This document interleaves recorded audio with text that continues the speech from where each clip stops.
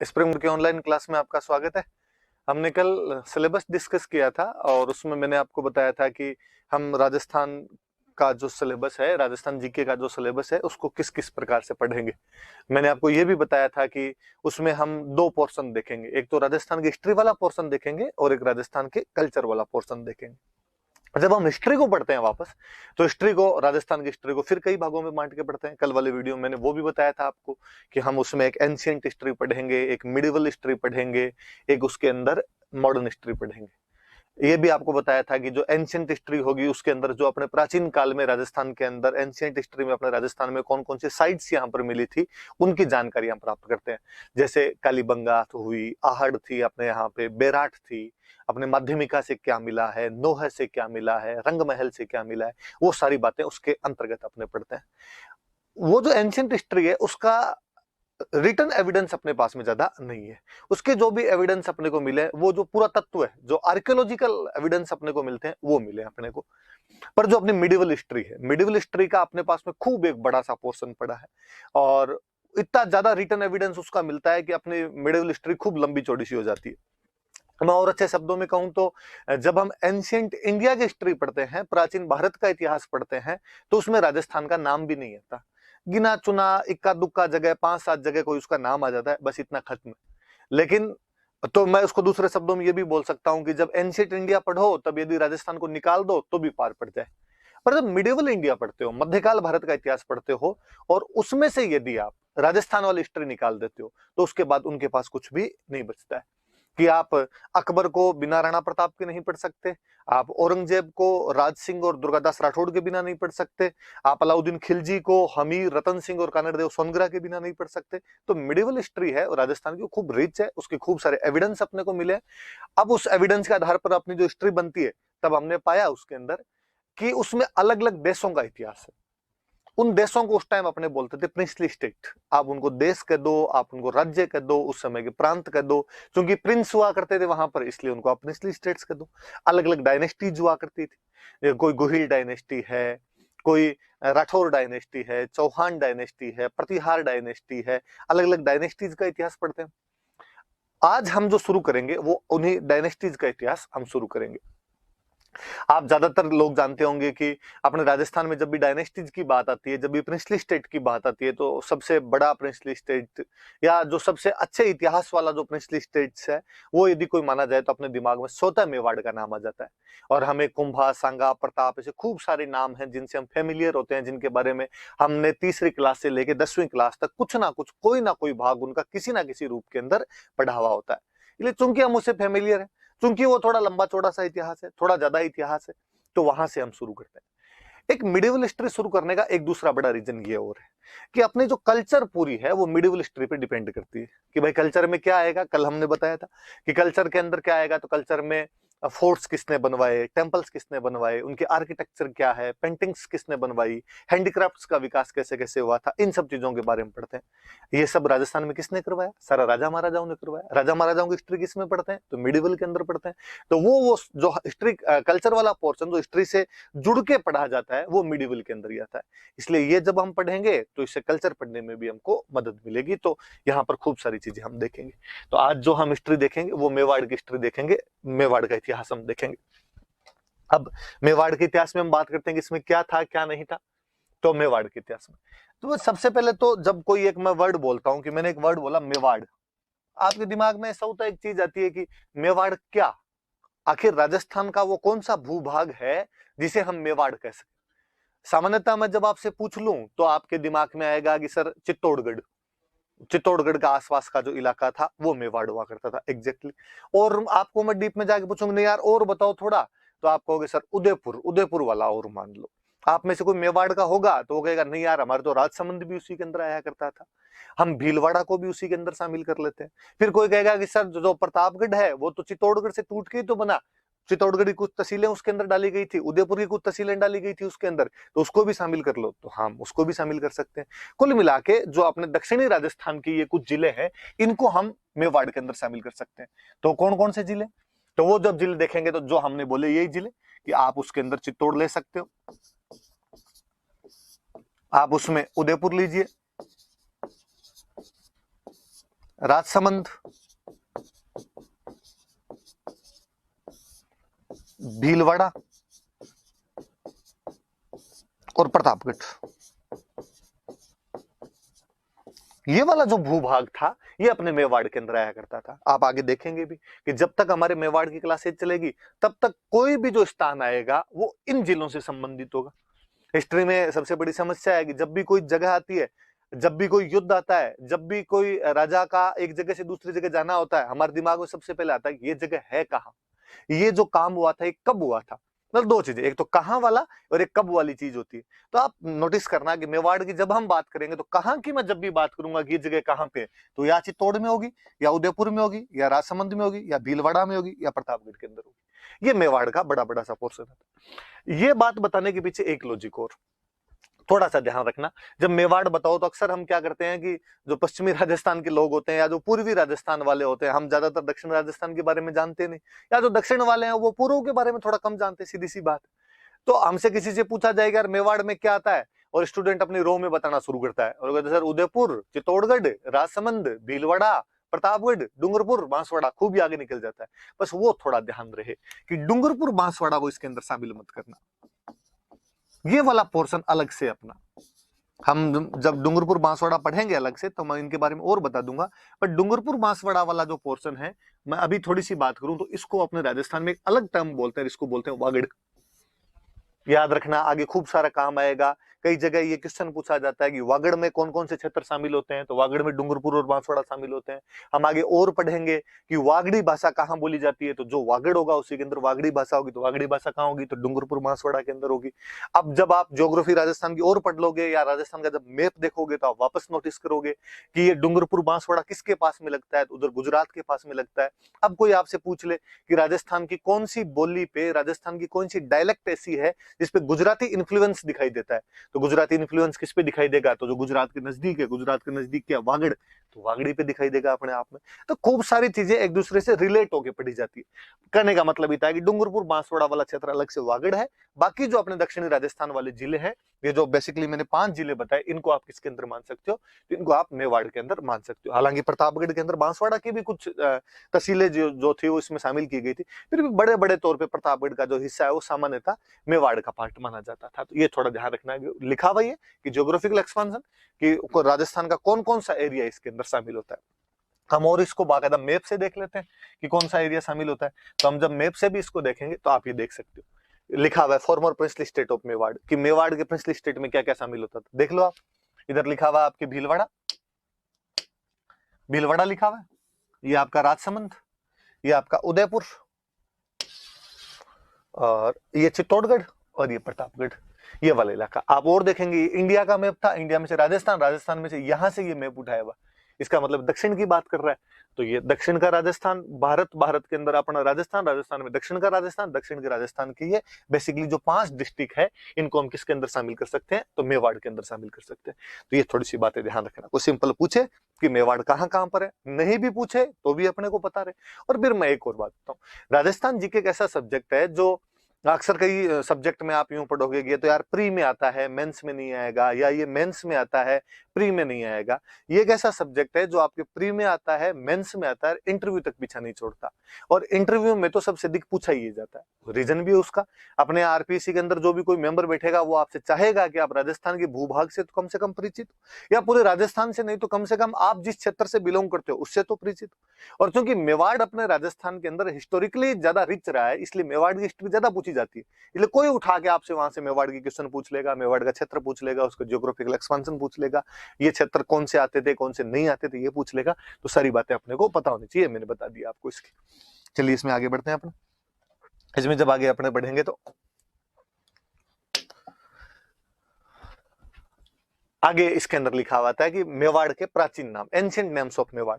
तो बात है कि क्या आज जिसको हम मेवाड़ कहते हैं इसको पहले भी मेवाड़ी बोलते थे, या पहले कुछ और नाम हुआ करता था। ये वाला क्वेश्चन बनता है, खूब बार पूछा हुआ क्वेश्चन है। तो कहा कि नहीं साहब, पहले इसको मेवाड़ नहीं बोलते थे, तो क्या कहते थे कि पहले इसका नाम हुआ करता था मेदपाट। मेदपाट नाम था इसका, और मेदपाट का अपभ्रंश होते होते धीरे धीरे मेवाड़ बन गया। तो कहा भाई मेद पाठ कैसे पड़ा? अब फिर इसमें खूब सारी अलग अलग थ्योरी है। कोई कहता है कि यहाँ पे कोई मेर जाति आई थी, वो रहती थी, उसकी वजह से ये मेद पाठ पड़ गया। कोई कहता है कि नहीं एग्जैक्टली वो मेद ही थे।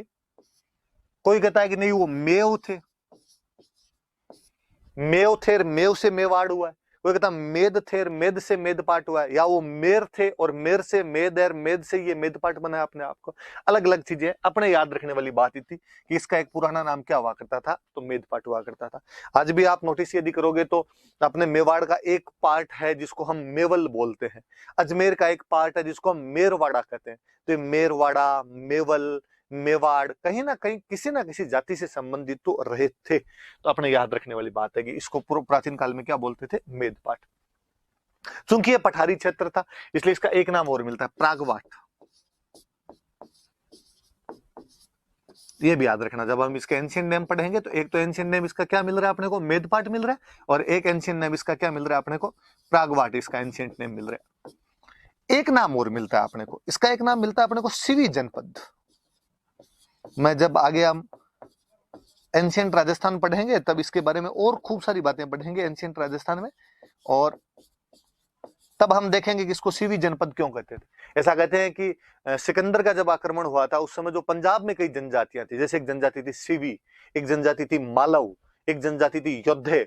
वो जब सिकंदर वाले आक्रमणों से वहां पर तित्र बित्र हो गए थे, वहां का जनजीवन असामान्य हो गया था, एबनॉर्मल हो गया था, वहां पर नॉर्मल लाइफ इतनी नहीं चल रही थी, वो जहां पर थे वहां से कहीं ना कहीं डर के उनका सिस्टम उतना मजबूत नहीं रह पाया वहां पे, तो वो पंजाब से नीचे की तरफ उतरे। अब पंजाब से नीचे उतरेंगे तो कहां पे, राजस्थान। तो आपको योद्धे, मालव और सीवी तीनों राजस्थान के अंदर दिखते हैं। तो कहते हैं भाई ये सीवी जो जाति थी वो इस क्षेत्र के अंदर आके बस गई थी, इसलिए इसका नाम सीवी जनपद है। हम आगे पढ़ेंगे तब और देखेंगे कि बाकायदा हमें नगरी या माध्यमिका नाम की जगह जहां से सिक्के मिले और उन सिक्कों पर सीवी जनपद का नाम लिखा हुआ मिलता है। तो सिंपल क्वेश्चन ये बनता है आपका कि आपसे कोई पूछे कि जो सीवी जनपद था वो राजस्थान का कौन सा भूभाग कहलाता था, तो मेवाड़। या कोई घुमा के इसको पूछे वो कहे कि मेवाड़ में कौन सा जनपद हुआ करता था, तो सीवी जनपद हुआ करता था। कुल मिला के 3 एंशिएंट नेम याद रखने उनके अपने। तो क्या क्या नाम हुए, एक नाम हुआ उसका मेदपाठ, एक नाम हुआ उसका प्रागवाट, और एक नाम हुआ उसका सीवी जनपद। मैंने तीनों बता दिया आपको, ऐसा तीनों क्यों क्यों कहा जाता है। तो ये सामान्य मेवाड़ के बारे में जानकारी, मेवाड़ कहां कहां पर है और मेवाड़ के पुराने नाम क्या क्या हुआ करते थे, हमने मैप के अंदर भी इसको देख लिया। अब इसके बाद आगे बढ़ते हैं अपने। अब और आगे क्या जानकारी है अपने पास में, इसके बाद में अपने पास जो अगली जानकारी है, अगला ये आया कि गुहिल वंश, गुहिल डायनेस्टी। कि डायनेस्टी कहने का मतलब, वंश करने का मतलब हुआ कि मैंने कहा कि रियासत, रियासत का मतलब राजा, तो राजा का कोई ना कोई एक डायनेस्टी होती है, कोई ना कोई एक वंश होता है। तो कौन से वंश के थे, कौन सी डायनेस्टी के थे, तो फिर किसी ने कहा कि जो मेवाड़ वाले राजा थे वो गुहिल वंश के थे, गुहिल वंश के लोग हुआ करते थे। तो एक तो सिंपल सी ये क्वेश्चन बन गया अपने आप में कि गुहिल वंश का राजस्थान में अधिकार कहां पे था, तो हम कह देंगे मेवाड़ में था। या कोई पूछे मेवाड़ में कौन से राजवंश का शासन था, तो हम कहेंगे गुहिल डायनेस्टी थी। पर फिर इसके बारे में बात है, ये कौन थे गुहिल, कहां से आए थे, खूब सारी थ्योरीज, खूब सारी कहानियां, इतिहास अपने आप में कहानियों का विषय है। खूब इतिहासकार अपने अपने तरीके से दिमाग लगाते हैं, वो अलग अलग बातें बताते हैं। हम अक्सर कंपटीशन की तैयारी करने वाले जो होते हैं वो उसमें से निचोड़ सा निकालते हैं और उस निचोड़ को निकाल के पढ़ लेते हैं। हालांकि उसके पीछे की एक माथापच्ची बहुत बड़ी होती है, खूब अलग अलग सी थ्योरियां होती है। जैसे गुहिल के बारे में जेम्सटोड जो एक थ्योरी दे के गया, जेम्सटोड एक थ्योरी दी, और जेम्सटोड ने कहा कि गुजरात के अंदर एक जगह पड़ती थी वल्लभी, और वल्लभी में कोई राजा हुआ करते थे शिलादित्य। शिलादित्य नाम करके राजा हुआ करते थे, और उन शिलादित्य की एक रानी हुआ करती थी, उन रानी का नाम था पुष्पावती। कहते हैं कि पुष्पावती एक बार मेवाड़ साइड के अंदर माँ अम्बा की पूजा के लिए यहाँ पर आए हुए थे, और जब पुष्पावती यहाँ से वापस जा रहे थे तब रास्ते के अंदर उनको एक ब्राह्मण मिला और उसने कहा कि आप वापस वल्लभी मत जाना, आपके राज्य पर, आपके पति के राज्य पर दुश्मनों ने आक्रमण कर दिया है, आपके पतिदेव उसके अंदर हार गए, और जो वो लड़ते हुए वीरगति को प्राप्त हो गए, उनकी जो अन्य रानियां थी वो उनके साथ में सती हो गई है, अब केवल आप ही बचे हो। रानी ने कहा कि जब मेरे पति वीरगति को प्राप्त हो गए, अन्य रानियां सती हो गई, तो फिर मैं क्यों रहूं, मुझे भी उनके साथ में सती हो जाना चाहिए। पर कहते हैं वो उस समय प्रेग्नेंट थे, और प्रेग्नेंट महिलाओं के लिए कहा जाता है कि उनको सती नहीं किया जाता। तो उन्होंने कहा कि नहीं, आपके तो घर में बच्चा है और आपको इस प्रकार से सती नहीं किया जा सकता, इसलिए आपको रुकना पड़ेगा। तो कहते हैं कि बाद में उन्होंने बच्चे को जन्म दिया, और बच्चे को जन्म देने के बाद में उन ब्राह्मणों को उन्होंने बच्चा सौंप दिया, करे विजयादित्य नाम करके कोई ब्राह्मण था, उसको सौंप दिया, उसका आगे तुम इसका पालन पोषण करना। उसके बाद में वो सती हो गए थे।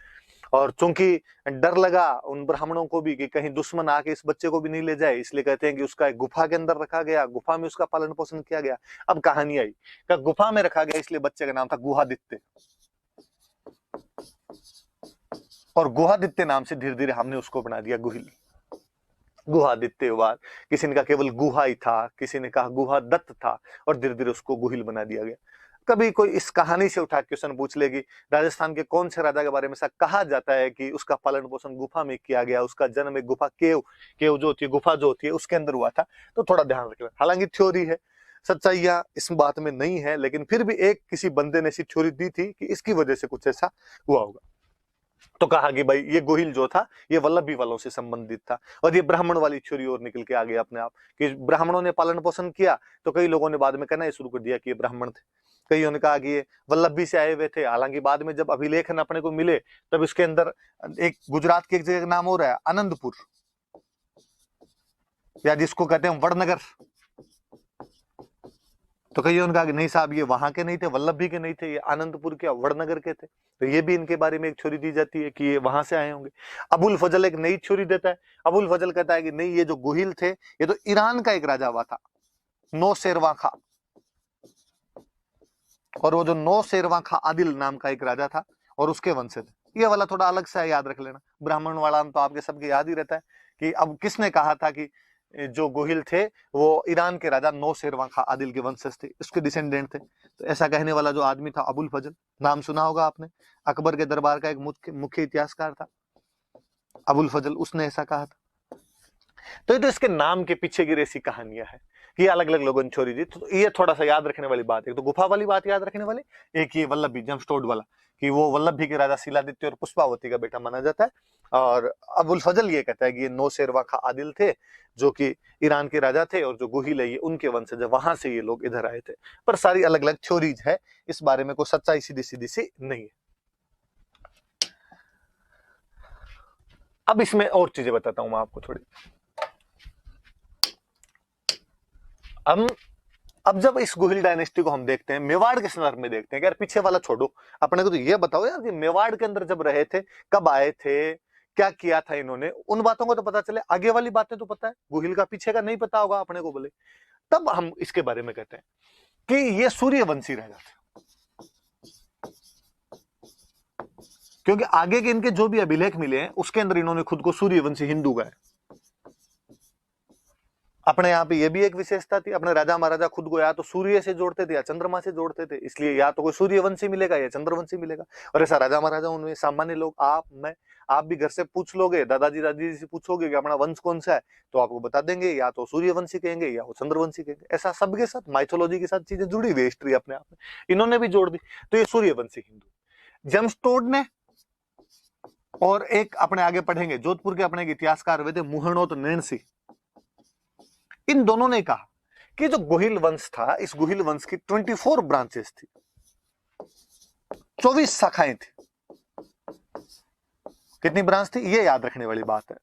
कोई पूछ ले कि गोहिल वंश की कितनी शाखाएं थी, तो 24 शाखाएं हुई थी इसकी। टोड भी 24 शाखाओं के नाम बताता है, नैणसी भी 24 शाखाओं के नाम बताता है। अपने ये याद रहे नहीं रहे, किसने बताया, ये याद रखना कि गोहिल वंश की शाखाएं थी कितनी, तो कितनी शाखाएं थी, तो उनकी 24 शाखाएं थी। अलग अलग जगह इन्होंने राज किया। जैसे हम आगे पढ़ेंगे धीरे धीरे, हम पढ़ रहे हैं मेवाड़ में जिनका राज था, मैं आगे बताऊंगा आपको। वागड़ मैंने अभी बताया था, वागड़ में क्या आता है, डूंगरपुर बांसवाड़ा, इसके अंदर भी इनका राज रहा था। हम आगे और पढ़ेंगे इनके बारे में कि अपने जयपुर के पास में एक जगह पड़ती है चाकसू, तो इस चाकसू को पहले बोलते थे चाटसू, यहां पर भी इनका शासन रहा है। कोई गुजरात में कोई जगह पड़ती है कल्याणपुर, वहां पर भी इनका शासन रहा है। ऐसे करके हम शिवाजी तक को, महाराष्ट्र कहते हैं शिवाजी भी गोहिल थे। आगे हम और पढ़ेंगे कि नेपाल के जो राजा थे वो गोहिल थे। तो मतलब देश में नहीं, देश के बाहर भी गोहिल वंश का अधिकार रहा था। ऐसे करके कहते हैं कि 24 ब्रांचेज, 24 ब्रांचेज ने राज्य किया था। तो कोई पूछ ले भाई गुहिल वंश की कितनी शाखाएं थी, तो गुहिल वंश की कितनी शाखाएं थी, तो 24 शाखाएं थी, जिन्होंने अलग अलग जगह पे राज किया था। थे कौन ये, तो ये सूर्यवंशी हिंदू थे। और 24 शाखाओं का वर्णन कौन करता है इनके, तो टोड और जो नैंसी है वो इनकी 24 शाखाओं का वर्णन करते हैं। अब बात आई कि ये कब हुआ था गुहिल, कौन सा टाइम पीरियड था जब ये गुहिल हुआ था, तो क्या यार ये तो पता ही नहीं चल रहा कि कब हुआ था कब नहीं हुआ था। फिर वापस अपने गौरीशंकर हीराचंद ओझा अपने राजस्थान के एक बड़े इतिहासकार हुए हैं, उनको एक अभिलेख मिला, सामोली अभिलेख।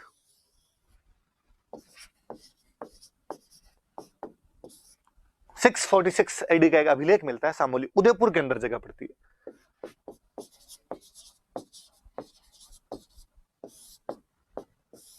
सामोली अभिलेख नाम की एक चीज मिली, 646 ईस्वी का। ओझा जी ने कहा कि जब उसको पढ़ा तो पता चला कि वो किसी शिलादित्य नाम के राजा का है।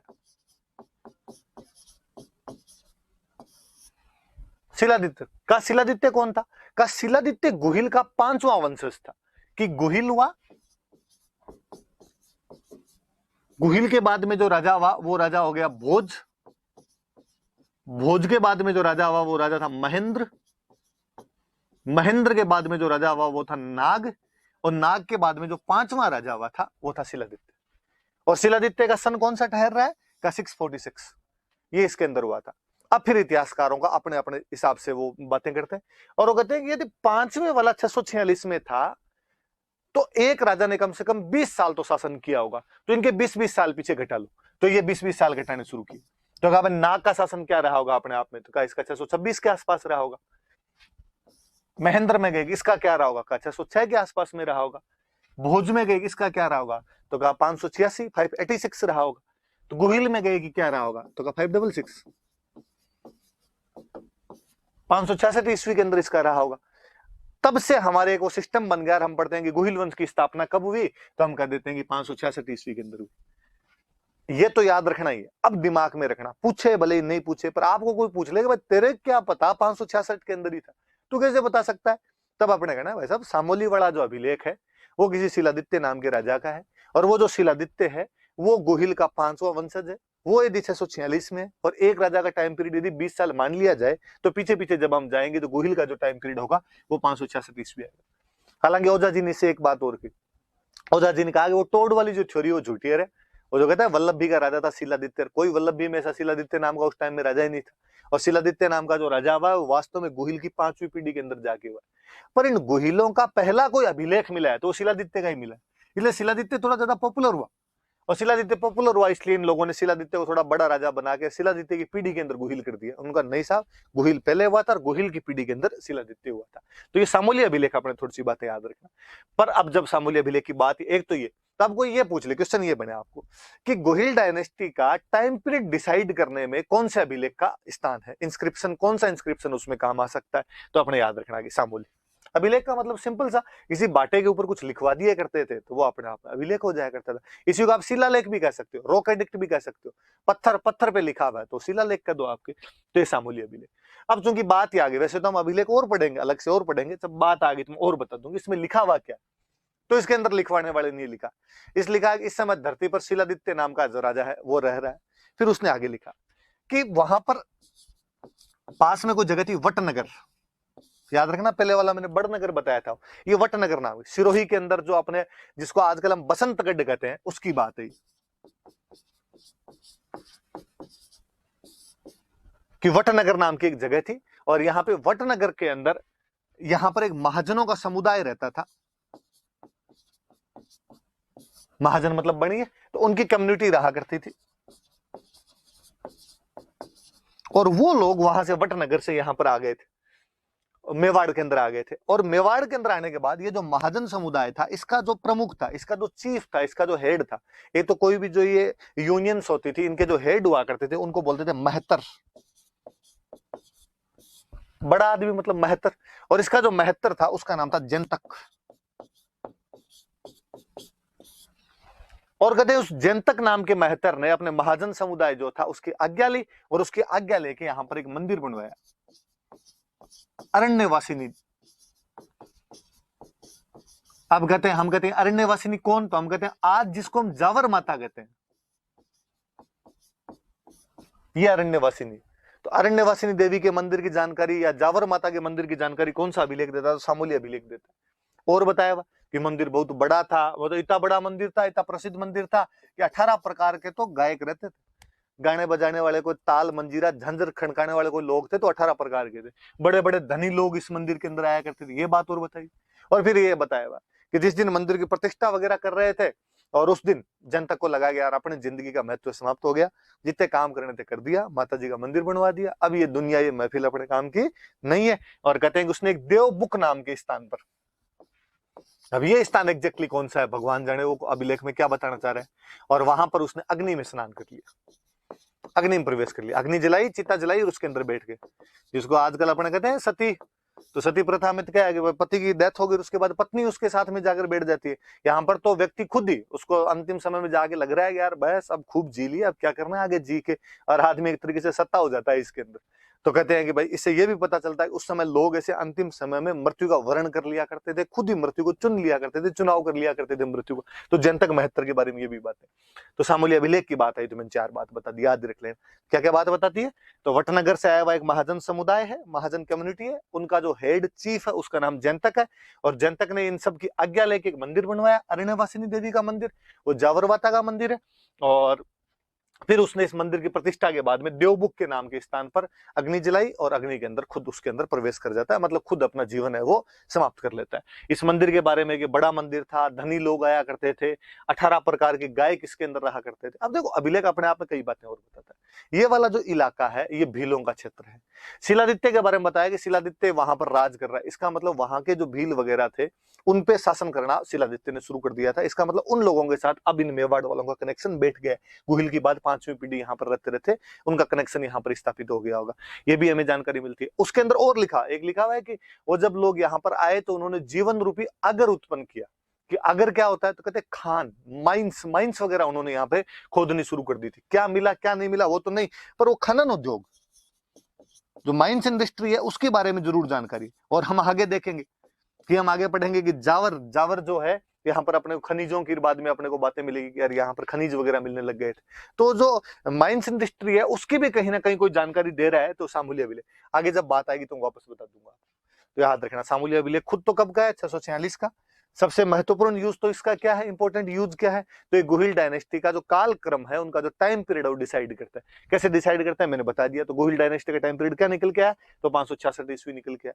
वैसे अभिलेख क्या कहता है? तो कहता है वटनगर से एक महाजन समुदाय आया, उनका मुखिया जनतक है, जनतक ने यहाँ पे अरण्यवासिनी देवी का मंदिर बनवाया जिसको आजकल अपने जावर माता कहते हैं। बड़ी बड़ी सी बातें। और फिर उसने देवबुक नाम के स्थान पर अग्नि में प्रवेश कर लिया था। ये वाली सारी बातें। इसका मतलब एक डायनेस्टी का शासन चलता आ रहा था, उसमें एक बड़ा राजा शिलादित्य और शिलादित्य के टाइम में ये काम हो गए। तो याद रखना शिलादित्य कब क्या हुआ है अपने आप में। अब इसके बाद और बताऊं, देखो इसके एक बात और सुनो। फिर इसके बाद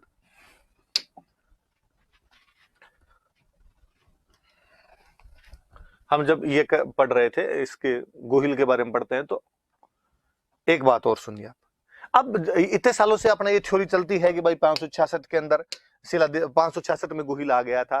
तो अपने दिमाग में आया कि यार गुहिल कोई छोटा मोटा राजा रहा होगा और बाद में शिलादित्य बड़ा राजा हो गया और शिलादित्य ने यहाँ पे अभिलेख वगैरह लगवा दिए। शिलादित्य के टाइम में यहाँ पे मंदिर बन गया और उसकी जानकारी अपने को मिल जाती है। गुहिलों का सबसे प्राचीन अभिलेख ये मिला। दिक्कत तब हुई कि 1869 में आगरा के पास, आगरा के पास में कोई जगह से गुहिल के 2000 चांदी के सिक्के मिले, सिल्वर कॉइन्स मिले, जिनके अंदर श्री गुहिल लिखा हुआ है। तो लोगों ने कहा यार तुम कहते हो कि गुहिल का जन्म गुफा के अंदर हुआ था और यूं ही कहीं से लेके आ गए थे, और तो ये चांदी के सिक्के किसी राजा के मिलने, इसका मतलब राजा ने कॉइनेज सिस्टम भी शुरू कर दिया है, मुद्रा प्रणाली शुरू कर दी है, और ये बड़े राजा के हो सकते हैं। और आगरा में और मिले, इसका मतलब पहले कभी ना कभी उस क्षेत्र के अंदर इनका कुछ ना कुछ रहा है, हो सकता है वहां से माइग्रेट होके आए हो। जैसे खूब सारी थ्योरीज कि कोई लोग कहते हैं गुजरात से आए, कोई लोग कहते हैं आगरा से आए, पर ये अपने आगरा वाला एविडेंस है। गुजरात वाली तो कहानियां, आगरा वाला अपने पास एविडेंस भी है कि नहीं इनके वहां पे सिक्के मिले थे। ये थोड़ा सा याद रखना कि गुहिल के हमें चांदी के सिक्के प्राप्त हो जाते हैं और वो चांदी के 2000 सिक्के प्राप्त होते हैं 1869 के अंदर। ये जो शिलादित्य जिसकी अपने बात कर रहे हैं इसका भी एक सिक्का मिला, पर इसका एक तांबे का सिक्का मिला। इसका भी अपने को सिक्का मिल जाता है। तो ये गोहिल वाली थोड़ी अलग सी बात है, नई सी बात है, थोड़ी आप याद रख लेना कि श्री गोहिल लिखे हुए। सिंपल कोई यहां से नहीं पूछेगा, अलग से सिक्कों वाले चैप्टर से उठा के पूछ लेगा। सिक्कों वाला चैप्टर जब हम पढ़ेंगे मैं और बता दूंगा कि श्री गोहिल लिखे हुए 2000 चांदी के सिक्के किस स्थान से प्राप्त हुए, तो आगरा से, या आगरा नामक स्थान से राजस्थान के कौन से वंश के चांदी के सिक्के प्राप्त होते हैं, तो हमें गोहिल वंश के चांदी के सिक्के प्राप्त हो जाते हैं। चलिए अब इसके बाद आगे देखते हैं। पर इस वंश का जो एक बड़ा राजा जिसको हम माने, वो यदि कोई हुआ है जिसके बारे में हम जानते हैं, तो वो राजा था बप्पा रावल। बप्पा रावल नाम करके कोई बंदा हुआ, और ये इस वंश का एक बड़ा राजा है।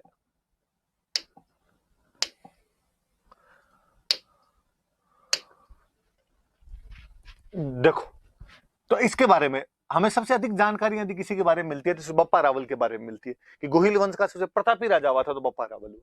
और आगे वाले जितने भी राजा हुए उन सब ने अपनी वंशावली कहीं ना कहीं से शुरू की, तो बप्पा रावल से शुरू की, तो इसको एक बड़े राजा के रूप में अपने आप में मान्यता मिल गई। हम देखते हैं इसके बारे में, देखते हैं कौन था क्या था, पढ़ते हैं इसके बारे में अपने। तो देखो, एक पहली एक चीज निकल के सामने आई कि इसका वास्तविक नाम क्या था। तो जब ये आता है, वास्तविक नाम आता है, तो अपने दिमाग में फिर ये क्या है, बप्पा रावल लिखा हुआ है, ये क्या है, ये नाम नहीं है। तो हमने कहा कि नहीं साहब, ये नाम नहीं है। तो इसका एक्चुअल नेम क्या था, कि इसका एक्चुअल नेम तो काल भोज था। काल भोज नाम था इसका। तो फिर ये बप्पा रावल क्या है, तो बाद में किसी ने समझाने वाले ने बताया, बाद में इतिहासकारों ने कहा, बाद में गौरीशंकर हीराचंद ओझार जो आए उन्होंने कहा कि मेवाड़ में बाद में जितने भी राजा हुए थे उनको रावल कहते थे, राजाओं की उपाधि थी। वास्तव में एग्जैक्टली ये शब्द होता है राजकुल, जो राजकुल से संबंधित है वो रावल हो गए। ऐसी कई उपाधियां मिलती है, जैसे किसी की महारावल मिल जाती, तो महाराज कुल से संबंधित है वो महारावल हो गए, जो राजकुल से संबंधित है वो रावल हो गए। बप्पा, बप्पा क्या मतलब हुआ का, ये एक नॉर्मल शब्द है। ये आप कहूं तो ये बापू है, ये बाप जो शब्द होता है उससे बना हुआ है, मतलब पिता के समान, पिता के तुल्य। और ये अपने गुजरात के टच करता हुआ जितना ही बॉर्डर है, यहाँ पर एक आपको देखने को मिलेगा कि अपने यहाँ पर जहां जो भी कोई आदरणीय व्यक्ति हो, सम्माननीय, कोई भी रेस्पेक्टेड कोई भी बंदा होता है, उसको बाप जी कहने की रस्मी होती है। अक्सर मेवाड़ साइड में आज भी किसी मंदिर में जाके आते हैं तो भगवान के लिए बाप जी शब्द का इस्तेमाल करते हैं, और वहां कभी यूं नहीं कहते भाई हम मंदिर जाके आए या देवता के जाके, बाबू जी के जाके आए थे, बाप जी के जाके आए थे। आप और नोटिस करना कभी कि महात्मा गांधी को बापू कहते हैं, तो महात्मा गांधी को बापू इसलिए नहीं कहते कि डोकरे थे। महात्मा गांधी को बापू कहने के पीछे भी ये लॉजिक यही है कि वो गुजराती थे और गुजरात के अंदर ऐसे बोला जाता है। मैं तो आपको रिसेंट बताऊं, रविंद्र जडेजा गुजरात का क्रिकेट प्लेयर है, वो कभी 5 विकेट ले, वो कभी 50 रन बनाए, उसके जो फेसबुक या ट्विटर पे गुजरातियों कमेंट पढ़ लेना और सब पे आएगा जियो बापू, बापू आज अच्छा खेल रहा है। लगता है यार 30 साल में बापू नहीं बना दिया, थोड़ा जल्दी नहीं कर दिया इस बार आपने। पर वहां है ऐसी, वहां थ्योरी है कि वहां इनको बाप जी या बापू ही कहा जाता है। हम आगे और पढ़ेंगे कि मोतीलाल तेजावत उधर मेवाड़ साइड के बड़े नेता हुए, हम कहेंगे उनको बाबूजी कहा जाता है।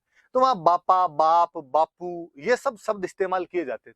तो किसी सम्माननीय आदमी के लिए ऐसा कहना शुरू कर दिया। राजा को, अब राजा से ज्यादा सम्माननीय कौन, राजा के लिए कहा ही जाता था। राजा अपने आप में भगवान का रूप है, तो कहा भाई जो राजा वो बाप जी, और राजा को रावल बोलते थे तो कहा बाप जी रावल है, बाप जी रावल है, बाप जी रावल है। तो यूं करते करते धीरे धीरे उन्होंने बप्पा रावल बना दिया, तो कहा उसका नाम तो काल भोज था। अब ये वाली थ्योरी भी कि इसके अंदर बप्पा रावल इसका नाम नहीं है, इसका नाम तो काल भोज था, बप्पा रावल इसकी उपाधि है, बप्पा इसकी उपाधि है, रावल राजा को कहते थे। अब इसमें भी खूब सारे लोगों ने अलग अलग कहा। जेम्स टोड जब हिस्ट्री लिख रहा था तो जेम्स टोड ने कहा भाई साहब ये शिलादित्य, इसकी उपाधि बप्पा है, शिलादित्य की उपाधि उन्होंने बप्पा बता दी। कवि राजा श्यामल दास जी, श्यामल दास जी का याद रखना, जेम्स टोड का तो आपने नाम सुना हुआ था, हमने कल वाली क्लास के अंदर भी पढ़ा था इनके बारे में। श्यामल दास जी अपने मेवाड़ के एक बहुत अच्छे हिस्टोरियन, कवि राजा श्यामल दास जी कहा जाता है। एक बहुत अच्छी बुक लिखी है इन्होंने, आगे आगे और जिक्र आएगा तो मैं और बताऊंगा। वीर विनोद नाम की बुक है। अंग्रेजों के टाइम के अंदर, राजाओं के टाइम में जब अंग्रेज आ गए थे, राजाओं के शासन दिया थे, उस टाइम में सज्जन सिंह, शंभू सिंह अपने मेवाड़ में राजा थे, उनके समकालीन श्यामल दास जी अच्छी किताब लिखी वीर विनोद, मेवाड़ की हिस्ट्री। और वीर विनोद के अंदर ये कहते हैं कि बप्पा नाम नहीं है, बप्पा एक टाइटल है। तो टाइटल किसका, तो इनका ये शिलादित्य का एक पोता हुआ महेंद्र, ये उसका टाइटल है। पर बाद में गौरीशंकर हीराचंद ओझा ने जब वास्तव में हिस्ट्री पर रिसर्च करना शुरू किया, रिसर्च करके हिस्ट्री लिखी, तो उन्होंने कहा कि नहीं, मेवाड़ में भई बहाट जीते हुए उनकी ख्यात देख लो, राज प्रशस्ति देख लो, नैणसी वाली ख्यात देख लो, उनके अंदर सब में एक नाम मिलता है कि बप्पा का जो बेटा था उसका नाम है खुमाण का। ठीक, फिर इससे क्या मिलेगा? फिर उनका इनका एक आठपुर से एक अभिलेख मिला है, और आठपुर वाले अभिलेख में लिखा है कि काल भोज के बेटे का नाम खुमाण है। इसका मतलब बप्पा के बेटे का नाम खुमाण, काल भोज के बेटे का नाम खुमाण। इसका मतलब बप्पा और काल भोज एक ही व्यक्ति है, और बप्पा और काल भोज एक ही व्यक्ति तो यही है, और इसी का नाम बप्पा रावल है, इसी का नाम काल भोज है। तो याद रखना कि बप्पा रावल का एक और नाम था, दूसरा जो उसका नाम था वो नाम क्या था? काल भोज नाम था। कोई ये पूछे कि किसने ये कहा कि बप्पा एक नाम नहीं है, बप्पा एक उपाधि है, तो ये श्यामलदास जी ने कहा था सबसे पहले।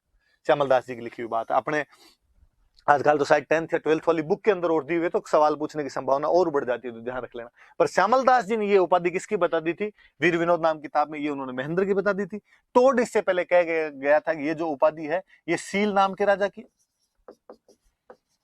जो शिलादित्य हमने पढ़ा था उसकी उपाधि है। और हमारे जो ओझा जी हैं, ओझा जी ने ये उनका कहा है, तो ये थोड़ा ध्यान रखना कि किसने इनका नामकरण किया है या किसने इनके बारे में ये कहा है। तो गौरी शंकर हीराचंद ओझा नाम करके अपने राजस्थान में एक हिस्टोरियन हुए हैं, आजादी वाले साल में डेथ हो गई थी, वो शानदार हिस्टोरियन हुए, और राजस्थान की हिस्ट्री को सबसे पहले भले ही वैसे जेम्स टोड ने कंक्लूड किया था, लेकिन रिसर्च के आधार पर, आधुनिक जो शोध हुए उनके आधार पर यदि किसी ने कंक्लूड करने का प्रयास किया था तो वो अपने ओझा जी थे। तो ओझा जी ने इसके बारे में ये बात बताई, तो ये थोड़ी याद रख लेना आप बात।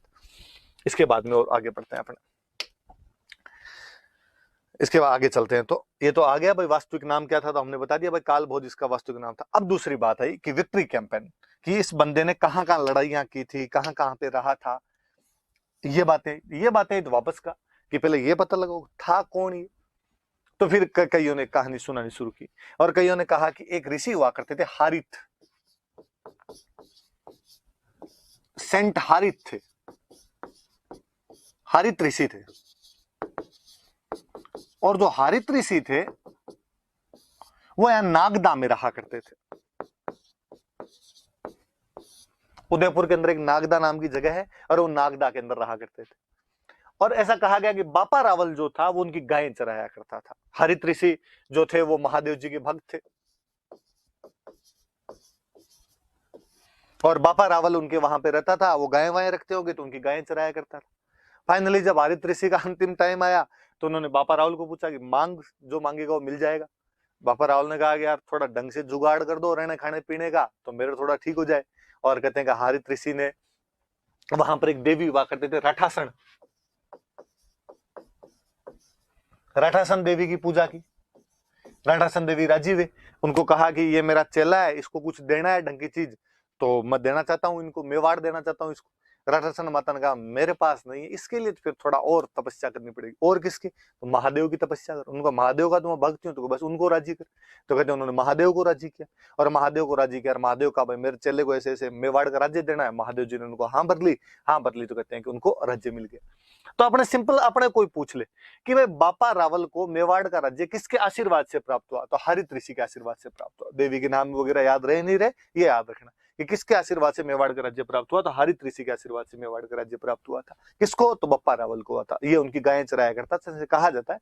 कुल मिला उनका शिष्य था, उनका फॉलोवर था ये बंदा, हरित ऋषि का फॉलोवर था। ये थोड़ा याद रख लेना। अब तो फिर बात आई कि ये तो नागदा के अंदर रह रहे थे, तो मेवाड़ का राज्य मतलब क्या मिला इनको, तो कहा इनको चित्तौड़ मिला। तो फिर क्वेश्चन बना, तो फिर चित्तौड़ का राजा कौन है? उस समय चित्तौड़ का राजा कौन था? तो फिर अपने को फिर जब अभिलेख वगैरह आगे देखते हैं तो पता चलता है कि चित्तौड़ में उस समय एक राजा था मान मोरी, और हम कहते हैं मोरी मौर्य है। चंद्रगुप्त मौर्य, अशोक मौर्य जो हुए थे उनकी कोई एक ब्रांच यहाँ पे रहती होगी, और वो लोग यहाँ पे रहते होंगे। ये वहां पे राजा हुआ करता था, चित्तौड़ का राजा हुआ करता है। और कहते हैं कि बापा रावल ने इस पर हमला किया, मान मौर्य पर हमला किया, और मान मौर्य पर हमला करके उसे चित्तौड़ छीन लिया था। ये घटना है 734 की, 734। ये याद रखना, ये कोई पूछ लेगा कि बापा रावल ने चित्तौड़ का किला किससे छीना था, तो मान मौर्य से छीना था। कब छीन लिया था? तो 734 AD में छीन लिया था। किसके आशीर्वाद से छीन लिया था? तो हरित ऋषि जो थे, हरित ऋषि के आशीर्वाद से छीन लिया था। ये तमाम बातें याद रखनी। अब वो भले उसने वो छीन लिया था, वो वहां का चित्तौड़ उसने अपने कब्जे में ले लिया, पर चूंकि वो नागदा के अंदर रहा करते थे, इसलिए उसने कहा अपनी राजधानी जो नागदा है राजधानी अपनी चित्तौड़ नहीं बनाएंगे, राजधानी तो नागदा ही रखेंगे। तो उसने राजधानी तो अपनी कौन सी रख ली, नागदा ही रख ली। अब चूंकि हरित ऋषि का शिष्य था, हरित ऋषि महादेव जी के भक्त थे, तो उसने कहा फिर मैं यहाँ पे नागदा में महादेव जी का मंदिर बनवाऊंगा। और कहते हैं कि उसने यहाँ पे एकलिंग जी का मंदिर बनवाया। एकलिंग जी कौन, तो एकलिंग जी भगवान महादेव, भगवान शंकर, भगवान शिव, बम बम बोले जो एकलिंग जी, तो उनका मंदिर यहाँ पर बनवा दिया। कहते कौन सी जगह वो एग्जैक्टली, तो एकलिंग जी का मंदिर बनवाया। भगवान शंकर कहाँ रहते हैं, तो हम कहते हैं कैलाश पर्वत पे रहते हैं। तो नागदा के पास में जो एग्जैक्टली वो जगह, उसका नाम भी पड़ गया कैलाशपुरी, कि कैलाशपुरी नाम की जगह पर उन्होंने ये मंदिर बनवाया था। तो कैलाशपुरी ऑप्शन में है तो भी सही मान लेना, और नागदा ऑप्शन में है तो भी सही मान लेना। है कहां पे जगह ये याद रखना, तो ये जगह उदयपुर के अंदर आपकी पड़ती है, वहां पर इन्होंने एकलिंग जी का मंदिर बनवाया। अब थोड़ी सी मैं एक बात पर आगे और जाऊं। अब एकलिंग जी को बनवा दिया, बापा रावल ने मंदिर बनवाया। बापा रावल इस वंश का प्रतापी राजा हुआ। उसके बाद वालों ने सबने अपने आप को बापा रावल के वंशज बताया। बापा रावल जब उनका भक्त था तो आगे वाले भी उनके भक्त थे, और भक्त भी कितने बड़े कि इन्होंने कहना शुरू किया कि राजा हम नहीं है। कोई जाके पूछता मेवाड़ के राजा से कि आप मेवाड़ के राजा हो गए, नहीं नहीं साहब क्या बात कर दी आपने, हम कोई मेवाड़ के राजा नहीं। तो मेवाड़ का राजा कौन है, मेवाड़ का राजा एकलिंग जी। मेवाड़ का राजा तो भगवान शंकर महादेव जी। तो तुम यहाँ क्या कर रहे हो फिर बैठे बैठे, कहा हम तो उनके प्रधानमंत्री हैं, उन्होंने हमें काम दिया थोड़ा, हम तो काम कर रहे हैं वैसा बाकी। और उन्होंने अपने आप को पीएम करना शुरू कर दिया, एकलिंग जी का पीएम करना शुरू कर दिया। और पीएम को उस टाइम बोलते थे दीवान। इसलिए ये याद रखना, कोई आपसे पूछेगा कि मेवाड़ के जो राजा थे उनको किसका दीवान माना जाता था, किसका प्रधानमंत्री माना जाता था, किसके नाम से शासन किया करते थे, तो एकलिंग जी के नाम से शासन किया करते थे। अब सुनो आगे बात यह है कि ये केवल मेवाड़ के राजाओं में नहीं था, ये भारत में तमाम जगह परंपरा थी। और अपने यहाँ पे कोई भी राजा खुद को राजा मानता ही नहीं था, और हमेशा ये कहता था कि मैं भगवान के नाम से शासन कर रहा हूं। जैसे जयपुर में जो राजा थे उनसे कोई पूछता कि तुम यहाँ के राजा हो, तो नहीं नहीं मैं राजा नहीं। तो यहाँ के राजा जो है वो तो गोविंद देव जी भगवान। तो तुम कौन हो, तो मैं उनका दीवान। कोई बीकानेर जाता, बीकानेर जाके पूछता है राजाओं से कि तुम यहाँ के राजा हो, अरे अरे क्या बात करती है आप, मैं राजा कैसे हो सकता हूँ। तो राजा कौन है, तो राजा तो यहाँ के लक्ष्मीनाथ जी है। तो तुम कौन हो, तो मैं तो इनका दीवान। तो अपने यहाँ पे राजा हमेशा खुद को भगवान के अंतर्गत काम करने वाला, उनके मातहत काम करने वाला, उनके अंडर काम करने वाला मानते थे, अपने को उनके दीवान कहा करते थे। और दीवान का मतलब एक तरीके से प्रधानमंत्री होता है। अब ये जो बात है इसको बोलते हैं राजत्व का देवीय सिद्धांत, डिवाइन थ्योरी ऑफ किंगशिप, कि राजा अपने आप को देवीय स्वरूप मानता था, देवता का अंश खुद के अंदर माना करता था। मतलब अपने तो इवन भारत की परंपरा कितनी आगे बढ़ी होगी कि जब मुस्लिम राजा यहाँ पर आ गए थे और उन्होंने भी खुद को, कि बलबन जब यहाँ पे राजा बनता है तो वो खुद को कहता है कि मैं भाई ईश्वर की छाया हूं, वो जिल्ले इलाही कहना शुरू कर दिया था अपने आप को। आगे जब हम अकबर के बारे में पढ़ते हैं तो अकबर के बारे में अकबर कहता है फर्र अबुल फजल जब उसके बारे में लिखता है, तो मतलब मुस्लिम राजाओं ने भी कहीं ना कहीं सिद्धांत को अपना लिया था और अपने में देवीय स्वरूप, अपने में जो डिवाइन थ्योरी है उसको मानना शुरू कर दिया था, जो किंगशिप का सिद्धांत है उसको मानना शुरू कर दिया था। तो ये थोड़ा सा याद रख लेना आप कि ये अपने राजत्व का देवीय सिद्धांत होता है, ये डिवाइन थ्योरी ऑफ किंगशिप होती है, और इसके अंतर्गत जो राजा थे वो खुद को देवताओं का रूप मान लिया करते थे। और ये सही भी है चीज। होता क्या है कि पहले कबीले हुआ करते थे, कोई एक कबीला है जिसके अंदर सारे लोग रहते हैं, सब बराबर हैं, और अचानक उनमें से एक शक्ति बटोरता है, शक्ति बटोर राजा बन जाता है। अब जो राजा बनेगा वो टैक्स लेगा। तो टैक्स लेने की जब बारी आई तो उसने जाके अपने साथी भाई बंधु जो अब तक उसके साथ थे उनको जाके कहा कि तुम टैक्स दो, मैं तुम्हारा राजा हूं। बराबर वाले को तो कौन एक्सेप्ट कर ले, अपने से कभी नहीं। अपना कोई अचानक अपना साथी को इतना बड़ा बन जाए तो अपने को यूं फील होने लग जाता है कि यार तू इतना बड़ा आदमी थोड़े हो गए, और बराबर वाले उसको मानते नहीं तो कोई टैक्स नहीं दे। तो ये लोगों ने थ्योरी निकाली हुई थी कि जो यूं थोड़ा बड़ा आदमी बनता है वो बाद में अपने साथ वालों को जाग करता है। जैसे बापा रावल बना होगा तो बापा रावल ने जाग कहा होगा कि देखो भाई, वैसे तो मैं तुम्हारा साथी हूँ, मैं तुम्हारे साथ रहने वाला हूँ, पर हुआ क्या कि रात मेरे सपने में भगवान शिव जी आए और भगवान शिव जी ने कहा कि देख बापा रावल, मैं तो हो गया आजकल बुढ़ा यार, पार पड़ती नहीं, और पूरा संसार मुझे देखना पड़ता है। ठेठ ऑस्ट्रेलिया न्यूजीलैंड में ही जाके देखूं, इधर कोई युगांडा रवांडा तवांडा ही मुझे देखने पड़े। तो कम से कम यार ये मेवाड़ वाला इतना सा पोर्शन तो तू देख ले, तू मेरा भक्त है, यहाँ से तो टैक्स ले लिया कर। मैंने कहा भगवान मैं कौन होता हूँ लेने वाला। तो उन्होंने कहा कि तू तो इन लोगों से जाके टैक्स मांग ले, पर मैंने कहा ये नहीं देंगे तो का फिर मैं अपने आप देख लूँ। तो देख लो भाई लोगों, यदि तुम टैक्स दे रहे हो तो ठीक, नहीं दो तो तुम जानो ना, महादेव जी जाने। बाकी मैं तो केवल ये टैक्स महादेव जी की तरफ से मांगने के लिए, जनता ये थोड़ी भोली हुआ करती थी उस टाइम, और जनता ने कह दिया जब साहब महादेव जी खुद इसके सपने में आ गए, खुद वो ही कह गए देने के लिए, फिर अपने देने में क्या हर्ज है। और वो लोग टैक्स वगैरह इजीली दे दिया करते थे। और धीरे धीरे थ्योरी बन गई कि राजा को देवीय रूप माना जाने लगा, ताकि लोगों का उसमें विश्वास जमा रहे, लोगों को लगे कि इस पे कोई संकट आएगा, इसका मतलब राज्य पे संकट आएगा, राज्य पे संकट आएगा तो वो जो देवता है जिसके नाम से शासन करता है वो हमारी रक्षा कर देंगे। तो ये बात याद रखना, कोई इंटरव्यू वगैरह में भी पूछ ले, मेंस में भी पूछ ले, प्रीलिम्स के अंदर कोई पूछ ले, सारी बातें याद होनी चाहिए कि वो अपने को किसका दीवान मानता था, तो एकलिंग जी का दीवान मानता था। और उसने मंदिर कहाँ पे बनाया, तो आप नागदा का दो, कैलाशपुरी का दो, किसका मंदिर बनाया, तो एकलिंग जी। और थोड़ी सी याद रखना, ये एक संप्रदाय चलता है, अपने आगे संप्रदाय पढ़ेंगे तब और पढ़ लेंगे। लकुलिस, लकुलिस संप्रदाय का मंदिर है, जो शिव जी के सेक्ट हुए, शिव जी के जो संप्रदाय हुए उनके अंदर कोई एक लकुलिस संप्रदाय हुआ।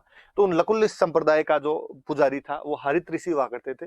हरित ऋषि लकुलिस संप्रदाय वाले महादेव जी को मानते थे। क्योंकि बापा रावल उनका शिष्य था, उनका फॉलोवर था, इसलिए बापा रावल ने भी उनका एकलिंग जी का यहाँ पे मंदिर बनवा दिया था। और उसने हरित ऋषि के आशीर्वाद से किसको हरा दिया था, तो मान मौर्य को हरा दिया था। कब हरा दिया था, तो 734 ईस्वी में। और किस पे कब्जा कर लिया था, चित्तौड़ पे कब्जा कर लिया था। जब हम इसके विजय अभियान के बारे में पढ़ते हैं, विक्ट्री कैंपेन के बारे में पढ़ते हैं, तो एक विक्ट्री कैंपेन तो ये हुआ अपने आप के अंदर कि उसने यहाँ पे चित्तौड़ पे कब्जा किया था मान मौर्य को रख के 734 में। और यहाँ पे नागदा उसकी राजधानी नागदा ही रखी, राजधानी चेंज नहीं की उसने, राजधानी नागदा ही थी।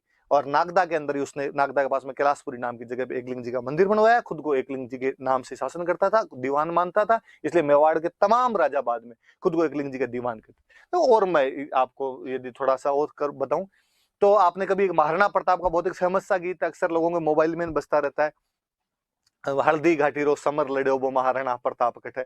उसके अंदर बाकायदा एक लाइन है, उसके अंदर आएगा कि वो एक लिंग दीवान कट है। मतलब महाराणा प्रताप के लिए भी एकलिंग दीवान शब्द का इस्तेमाल किया गया। एकलिंग दीवान कौन, एकलिंग दीवान राजा, राजा कौन उस टाइम, तो महाराणा प्रताप। तो मेवाड़ के राजाओं को किसका दीवान मानते थे, तो एकलिंग जी का दीवान मानते थे। अब चूंकि ये बड़ा राजा बना तो इसने कहा भाई गुहिल के चांदी के सिक्के मिले अपने को, शिलादित्य का अपने को तांबे का सिक्का मिला, इसने कहा चलाए तब तो सोने की चलाए, वरना तो मतलब ही क्या हो। तो सबसे पहले सोने का सिक्का यदि किसी का मिलता है तो अपने को बापा रावल का मिलता है, गुहिल वालों, और इसका सोने का सिक्का प्राप्त हुआ। तो हम कहते हैं कि भाई कॉइनेज सिस्टम जो है, सोने के सिक्के यदि सबसे पहले चलाने शुरू किए तो बापा रावल ने चलाने शुरू किए थे, सिक्का मिला है। और वो उसकी जब माप देखी गई तो 115 ग्रेन, गेहूं के जो दाने आते हैं तो उनके बराबर उनसे नापा जाता था। तो 115 ग्रेन का सोने का सिक्का मिला है। तो कोई पूछे कि मेवाड़ में सबसे पहले सोने का सिक्का किसका मिला, तो बापा रावल का। वो सोने का सिक्का कितने का है, तो 115 ग्रेन का सोने का सिक्का मिला है। तो ये बात भी अपने याद रखने वाली सी बात है बापा रावल के बारे में। और पढ़ते हैं, देखो जब हम विक्ट्री कैंपेन की बात करते हैं, मैं और बताता हूं आपको। बापा रावल 734 हम पढ़ रहे हैं कि 734 में ये चित्तौड़ का राज्य छीन लेता है। ये वो टाइम है कि 712 ईस्वी में भारत पर मुस्लिमों का पहला सफल आक्रमण हुआ था। हालांकि उधर से अरबों ने अटैक बहुत पहले करने शुरू कर दिए थे, लेकिन यदि मुस्लिम भारत में पहली बार सफल हुए थे तो 712 के अंदर हुए थे। मोहम्मद बिन कासिम नाम का एक अरब कमांडर होता है और वो अपने सिंध पे कब्जा कर लेता है। तो एक बड़ी सोचने वाली सी बात है, आप कभी ध्यान भी देना कि 712 में मुस्लिमों ने भारत में पहली टेरिटरी पर अपना कब्जा कर लिया था। वो टेरिटरी कौन सी है, तो वो टेरिटरी सिंध, सिंध पर कब्जा कर लिया। कब कर लिया, तो 712 में कब्जा कर लिया। पर हमें कोई पूछे, तीसरी क्लास से हम पढ़ते हैं कि मुस्लिमों का भारत पर कब्जा कब हुआ, तब हम कहते हैं साहब कब्जा हुआ उनका 1192 में, जब तराइन का सेकंड युद्ध हुआ था, सेकंड बैटल ऑफ टेरिन हुआ था मोहम्मद गोरी और पृथ्वीराज चौहान के बीच में। उसमें मोहम्मद गोरी जीत गया और जीतने के बाद में वो कुतुबुद्दीन ऐबक को यहाँ पे छोड़ के गया। कुतुबुद्दीन ऐबक यहाँ पर भारत में मुस्लिम शासन की नींव रखता है, वो यहाँ पे मुस्लिम शासन शुरू करता है। इसका मतलब पहली जीत है 712, पर दिल्ली को जीतने में 1192 में आ गए, 480 साल। तो आपको क्या लगता है कि 712 से लेकर 1192 के बीच में अन्य हमले नहीं हुए थे? हुए थे, हर दिन हमला हुआ है, हर समय हमलों के अंदर रहा होगा राजस्थान, भारत हमलों के अंदर रहा होगा। तो फिर ये बीच के जो 500 साल है इसके अंदर वो हमले रोके किसने?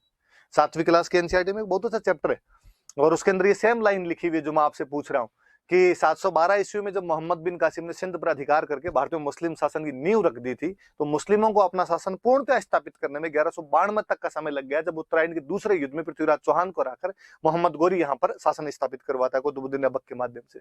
आखिर बीच के सालों में वो सफल क्यों नहीं हो पाए? वे कौन लोग थे जो बीच के सालों के अंदर राजस्थान की रक्षा कर रहे थे, भारत की रक्षा कर रहे थे? तो हम वापस देखेंगे कि सिंध से जब वो भारत की तरफ घुसने का प्रयास करेंगे तो उस किताब में बहुत अच्छी सी लाइन है कि वो राजस्थान पे कब्जा, वो भारत पर कब्जा नहीं कर पाए थे, क्योंकि भारत का वह भूभाग जो अरबों के खिलाफ लड़ा था उसका नाम राजपूताना था।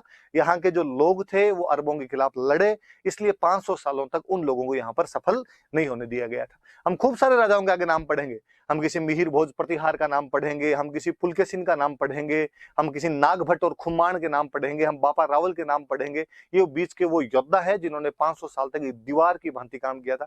फाइनली लड़ते लड़ते लड़ते लड़ते कमजोर हो गए थे। उधर वो जो ज्वाला थी वो धधकी रही थी, वो रुकने का नाम नहीं ले रही थी, वो लगातार हमले कर रहे थे लोग, और उन हमलों में 1192 के अंदर सफल हो गए। उसके बाद उनका शासन स्थापित हो गया था। तो जब हम कहते हैं कि इन लोगों ने रोके थे, तब कहा जाता है कि बापा रावल के टाइम में अफगानिस्तान में एक जगह पर थी गजनी, और गजनी का कोई राजा था सलीम। गजनी का सलीम नाम का राजा था। सलीम ने अपनी सेना भेजी कि जाओ और भारत को जीत के आओ यहाँ पर। जब सलीम की सेना यहाँ पे आई तो बापा रावल ने भाई साहब उनको यहाँ से वापस मारना शुरू किया, और यहाँ से इनको भगाते भगाते वापस गजनी तक लेके गए। तो कोई पूछे कि मुस्लिम सेना को हराते हुए गजनी तक कौन चला गया था, तो बापा रावल ही चला गया था। वहां जाके सलीम को हटाता है, खुद के भांजे को वहां का राजा बनाता है। तो याद रखना, देखो अपने राजस्थान का एक राजा ठेठ अफगानिस्तान तक का एरिया जीत के आ गया था। और अपने जो किंवदंतियां, जनश्रुतियां, जो फोकलोर है, वो तो ये कहती है कि उसने आगे ईरान का इलाका, तुर्कमेनिस्तान का इलाका, खुरासान का इलाका, वो सारे इलाके भी उसने जीत लिए थे, और वहां पर उसने अपने अपने साम्राज्य स्थापित करवाए थे। वो बात तो हो नहीं हो, पर ये अपने पास हिस्टोरिकल एविडेंस है कि गजनी तक गया था, गजनी के राजा सलीम को हटा देता है और वहां पर अपने भांजे को राजा बना देता है। और बड़ी जोरदार सी बात, अपने कहते हैं कि जब वो जा रहा था तो बीच के अंदर एक जगह पे रुका था, उसकी सेना कुछ दिन तक वहां पे पड़ी रही, कुछ दिन तक कैंप रहा, उसकी आर्मी का कैंप रहा, तो बाद में उस कैंप से आगे चला गया। पर अब चूंकि राजा को रावल बोलते थे, जब कैंप वहां पे पड़ा रहा तो अब सेना को कोई खाना पीना भी चाहिए, सेना को और चीजों की भी आवश्यकता होती है। तो आसपास में कोई दुकानें उकानें खुल गई, धीरे धीरे लोग वहां पे बसने लगे, तो वो गांव बन गया। पंजाबी भाषा में पाकिस्तान, अफगानिस्तान की तरफ गया तो पाकिस्तान से होके गए, पाकिस्तान में पंजाब वाले इलाके से होके गए। पंजाबी भाषा में गांव को बोलते हैं पिंड। तो किसी ने कहा ये पिंड किसका, तो कहा ये पिंड वो जहां पे रावल रुका था। तो रावल दा पिंड, रावल दा पिंड, रावल दा पिंड करते करते रावलपिंडी हो गया। आज भी पाकिस्तान के अंदर एक शहर है रावलपिंडी, उस रावलपिंडी शहर का नाम अपने बप्पा रावल के नाम पर है। और आपको रावलपिंडी यूं याद नहीं है तो शोएब अख्तर याद, रावलपिंडी एक्सप्रेस ही कहा जाता था। तो अब याद रखना, इस बार शोएब अख्तर जब भी दिखे आपको टीवी पे, आप मन के अंदर सोचना कि इसका जो गांव है, इस गांव का नाम अपने बप्पा रावल के नाम पे पड़ा था, रावल दा पिंड, इसलिए उसका नाम क्या पड़ गया था, धीरे धीरे रावलपिंडी पड़ गया था। हराते हुए कहां तक चला गया था, तो गजनी तक चला गया था। अब अपने इतिहासकार वे मराठी इतिहासकार अपने सीवी वैद्य, चिंतामणि विनायक वैद्य नाम करके एक इतिहासकार हुए, और वो चिंतामणि विनायक वैद्य जो है वो कहते हैं, वो उन्होंने कहा कि फ्रांस में एक सेनापति हुआ था चार्ल्स मार्टेल। जिस प्रकार फ्रेंच कमांडर चार्ल्स मार्टेल ने यूरोप में सबसे पहले मुस्लिम सेनाओं को हराना शुरू किया था, कि उस समय मुस्लिम आर्मी दोनों तरफ, उधर इधर एशिया में भी लगातार बढ़ती जा रही थी, यूरोप में बढ़ती जा रही थी। तो एक तो समय था, पीक था, उमैयद खिलाफत जब हुआ करती थी, स्पेन तक का इलाका इन लोगों ने जीत लिया था। पर पहली डिफीट यदि किसी ने दी थी इनको, तो चार्ल्स मार्टेल ने दी थी। कि जिस प्रकार यूरोप में चार्ल्स मार्टेल ने इनको हराया था, उसी प्रकार भारत में यदि किसी ने हराना शुरू किया तो बप्पा रावल ने हराना शुरू किया था। इसलिए बप्पा रावल की तुलना यदि किसी बंदे से की जाती है तो चार्ल्स मार्टेल से की जाती है। ये तुलनाएं कौन करता है, तो सीवी वैद्य नाम करके इतिहासकार में, चिंतामणि विनायक वैद्य नाम करके इतिहासकार है, उन्होंने ऐसी अपनी तुलनाएं की। और वो कहते हैं कि साहब बप्पा रावल का जो शौर्य था, उसका जो पराक्रम था, उसकी जो वेलर था, उसके आगे जो अरब आक्रमण था, उसका जो जवार भाटा, समुद्र में से जवार भाटा आता है, पानी को ऊपर नीचे कर देता है, जिस जनजीवन को अपने असामान्य कर दिया था अरबों ने, उसको चूर चूर करने वाला कोई आदमी था, उस ज्वार भाटे को दबाने वाला कोई बंदा था, तो वो बंदा कौन था, बप्पा रावल। तो इतना बड़ा योद्धा अपने हुआ है, तो अपने याद रखने वाली सी बात है। तो याद तो दो अभियान एक तरीके से जब हम विक्ट्री कैंपेन कर रहे हैं, एक तो चित्तौड़ जीतना मान मौर्य को हराकर, और एक आपकी गजनी जीतना सलीम को हटाकर अपने भांजे को राजा बना के ना रावलपिंडी का नामकरण करना। और सीवी वैद्य द्वारा उसकी तुलना किसके साथ में, चार्ल्स मार्टेल। चार्ल्स मार्टेल कौन है, एक फ्रेंच कमांडर है, जिसने जिस प्रकार बप्पा रावल ने अपने यहाँ पर हराया था, उसी प्रकार मुस्लिम आर्मी को यूरोप में कोई हराता तो कौन हराता है, चार्ल्स मार्टेल हराता है। चलो इसके बाद आगे बढ़ते हैं। अपने आगे अपने जाएं तो फिर लिखा, ये दोनों बातें मैंने बताई दी आपको, मैंने राजधानी की भी बात बता दी और मैंने मुद्रा प्रणाली की भी बात बता दी। मैंने बता दिया राजधानी उसने अपनी नागदाई रखी थी, मुद्रा प्रणाली मैंने बता ही दिया कि इसने सोने का सिक्का चलाया था, और सोने का सिक्का कितने ग्रेन का था, 115 ग्रेन का सोने का सिक्का था। ये थोड़ा सा याद रख लेना, ये बात कोई बताने वाली है नहीं। नागदा के निर्माण कार्य मैंने बता दिया। फिर आगे आगे बढ़ते हैं, इससे आगे बढ़ते हैं तो आगे लिखा हुआ है टाइटल्स, उपाधियां। जब भी कोई बड़ा राजा होगा तो अपने आप में उपाधियां ग्रहण करेगा। 3 उपाधियां मिलती है अपने को बड़ी बड़ी सी इसकी। एक उपाधि इसकी मिलती है हिंदू सूर्य,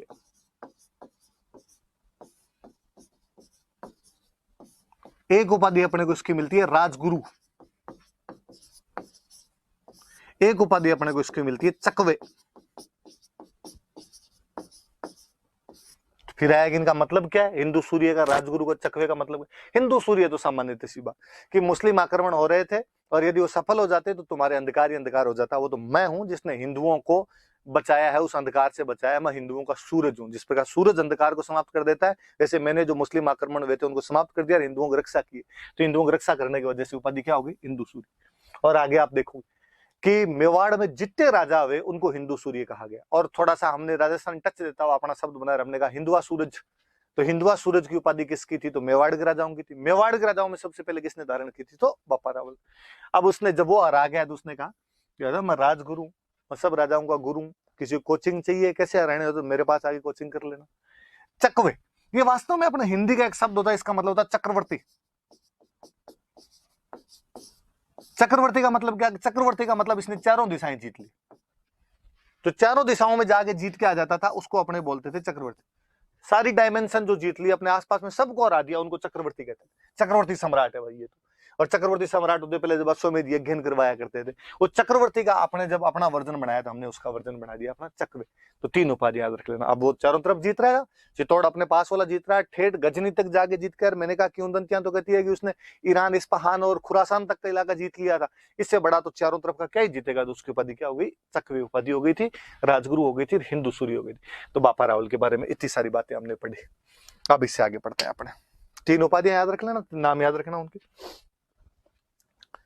अगला राजा कौन है अपना, ये थोड़ा सा बापा रावल की फोटो है, थोड़ा आप और देख लेना। वैसे तो मैंने डिस्क्राइब कर ही दिया था, लेकिन फिर भी मैं थोड़ा समझा दूं कि ऐसा कहते हैं कि ये हरित ऋषि है, कि वो जब स्वर्ग में जा रहे थे उस समय उन्होंने, बापा रावल उनसे प्रार्थना कर रहा है कि मालिक मुझे कुछ दीजिए। हरित ऋषि कहते हैं कि जा, चित्तौड़ का राजा तुझे मिल जाएगा। ये देखो गायें चर रही, तो हम जो कहते हैं कि हरित ऋषि की गायें चराया करता था। मैंने बताया कि पहले वो एक देवी की तपस्या करते हैं, ये वो राठासन देवी है जिनकी तपस्या करता है। मैंने कहा कि उन्होंने कहा कि महादेव जी की पूजा करो, तो ये इधर शिवलिंग बना हुआ और महादेव जी की पूजा करते हैं। तो ये सारी बातें इस बहाने आपके याद रह जाए। चूंकि ये राजा है, वहां का राजा बन गया, इसलिए देखो पीछे एक छत्र लिए वो बंदा खड़ा है अपने आप में। तो ये थ्योरी पूरी याद रखना आप कि हरित ऋषि के आशीर्वाद से और एकलिंग जी के वरदान से, एकलिंग जी के आशीर्वाद से बापा रावल ने चित्तौड़ जीत लिया था। तो बापा रावल थोड़ा याद रह जाए। गाय दिख रही है आपको तो गाय चराने वाली बात याद रह जाए। आरपीसी अपने कुछ ही पूछ ली थी, कभी उठा के पूछ ले कि भाई गाय चराने वाली बात जो है वो कौन से राजा के बारे में कही जाती है, तो बापा रावल के बारे में कही जाती। ऐसी कहानियां किंवदंतियां बन जाती। बाकी राजा था ये नागदा का, और नागदा से जाके चित्तौड़ पे भी मान मोरी को हरा के वहां पे कब्जा कर लेता है 734 में। चलिए इसके बाद आगे बढ़ते हैं। अगला जो कोई बड़ा राजा अपने को मिलता है, वो राजा मिलता है अपने को अल्लट। अल्लट कौन था, इसके बारे में अपने पास में क्या जानकारी है क्या नहीं है, हम देखते हैं। देखो इसकी जानकारी और बताता हूँ। दो अभिलेख याद रखने, 2 चीजें याद रखनी, अपने आप चीजें याद हो जाएगी आपको।